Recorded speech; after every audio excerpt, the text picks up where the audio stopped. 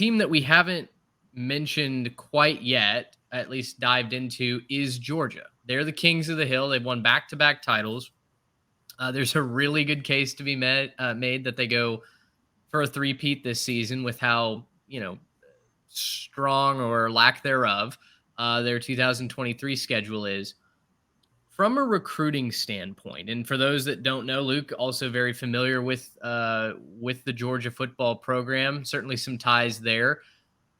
With what they're having to do as the king tries to remain the king, what is Georgia's biggest hurdle to staying on top of that heap and continuing to gain more power, or at least maintain the balance of power as it sits right now?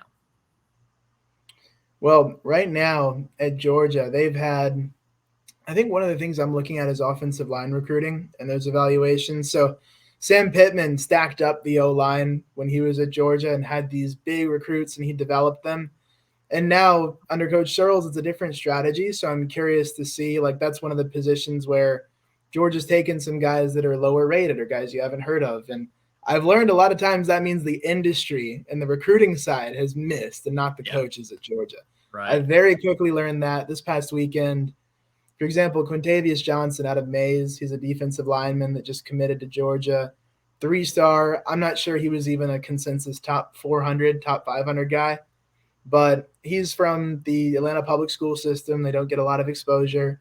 And as soon as I went to go see him and saw him play, the defensive lineman was playing coverage linebacker in 7-on-7. And I was watching him move and watching his speed and looking at the body type. And I said, oh, okay. Yeah, the industry just got that wrong, and they're going to fix it. You're going to see him as probably a 4-star, even if it's a low 4-star rating to start, and they'll slowly bump him up as they get to know him better. Yeah. You're going to start to see those changes, and we have. So for Georgia on the offensive line, I look at the recruiting, and we 5 stars in 2018, 19, I think even 20 classes at the O-line.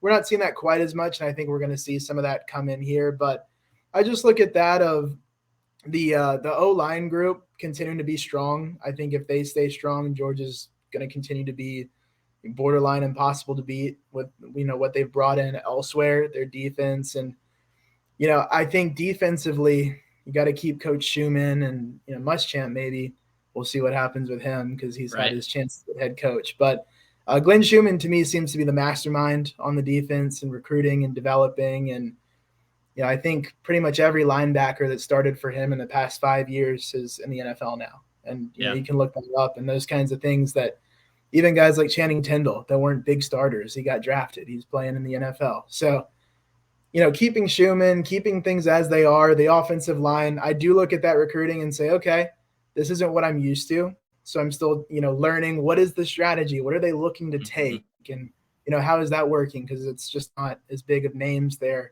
in this class that we're seeing. So long story short, it's going to be tough to beat, but it's maintaining offensive line and then letting Schumann continue to do his thing and paying him whatever he needs to stay on that Georgia defensive staff.